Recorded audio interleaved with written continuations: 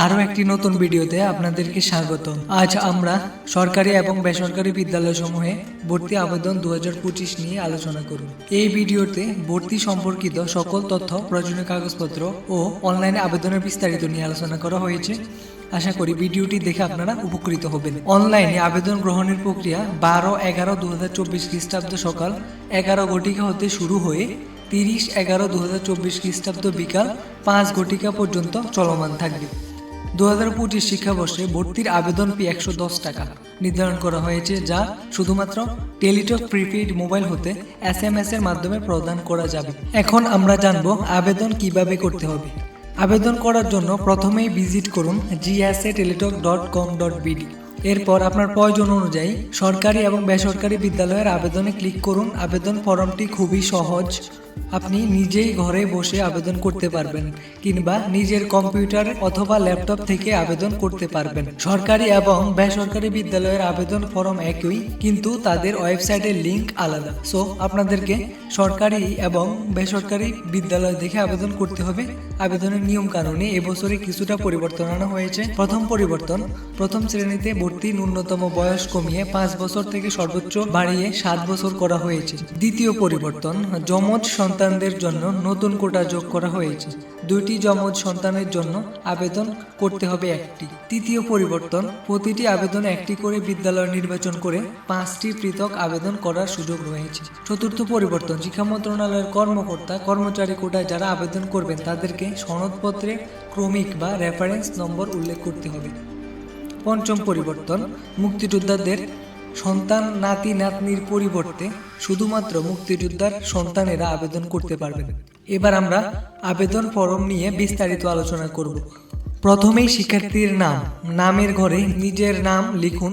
যমজ সন্তান হলে একজনের নাম লিখুন। আবেদনকারীর জন্ম তারিখ এবং জন্ম নিবন্ধন নাম্বার দিন। শিক্ষার্থীদের জেন্ডার সিলেক্ট করুন। এখানে প্রদত্ত মোবাইল নম্বরটি পরবর্তীতে যোগাযোগের জন্য প্রয়োজন হতে পারে, তাই মোবাইল নম্বরটি সঠিকভাবে দিন। মোবাইল নম্বরটি সচল রাখবেন যাতে কর্তৃপক্ষ সহজেই যোগাযোগ করতে পারে। পিতামাতার নাম এবং তাদের NID নম্বর লিখুন। পিতামাতা মৃত হলে আইনগত অভিভাবকের নাম এবং NID নম্বরটি দিন। ভর্তির শ্রেণী নির্বাচন করুন।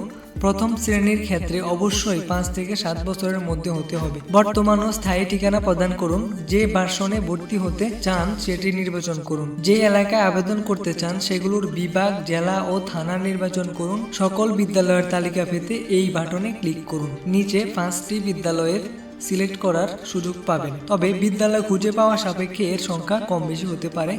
প্রতিটি ড্রপডাউন থেকে একটি করে বিদ্যালয় নির্বাচন করুন। একজন প্রার্থী একটি বিদ্যালয়ের একটি শ্রেণীতে এবং একটি ভার্সনে কেবলমাত্র একবার আবেদন করতে পারবে, তবে একই বিদ্যালয়ের ভিন্ন শিফটে বা ভিন্ন ভার্সনে ভর্তি হতে পারবে। যেমন এখানে মিরপুর আইডিয়াল গার্লস ইনস্টিটিউশনে বাংলা ভার্সনে এবং দিবা শাখায় আবেদন করতে পারবে। এক্ষেত্রে বিদ্যালয় একই হলে তাদের ট্রেস আলাদা হবে।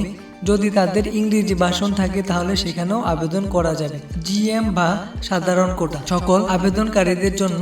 অন্যান্য কোটার ক্ষেত্রে এক এক রকম হতে পারে, যেমন ক্যাশমেন্ট কোটা শুধু কেবল ঢাকা শহরের বিদ্যালয়গুলোর জন্য প্রযোজ্য।